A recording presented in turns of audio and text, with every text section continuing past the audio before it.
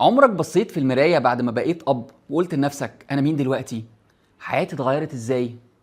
الحقيقة إن الأبوة مش مجرد لقب، الأبوة رحلة الراجل بيتغير فيها من جواه، رحلة مليانة صراعات بين الشغل والضغط والمسؤوليات، بين خوفك إنك تكون غايب عن ولادك أو مش بتديهم اللي محتاجينه منك.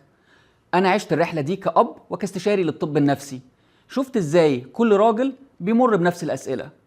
ازاي ابني علاقة مع ابني، ازاي اتعامل مع غضبه وضعفه، وازاي الاقي نفسي من جديد وسط كل ده. من هنا بدأت فكرة بودكاست بابزي شو. كل اسبوع حلقة جديدة، قصص حقيقية، تجارب وافكار هتخليك تبص للأبوة من منظور مختلف وتكتشف انك مش لوحدك. الإجابة على السؤال الكبير إن الأبوة مش نهاية لحياتك القديمة، الأبوة بداية لحياة أعمق، واللي هتعيشه معايا دلوقتي في بابزي، وإزاي ألاقي نفسي من جديد وسط كل ده. من هنا بدأت فكرة بودكاست بابزي شو.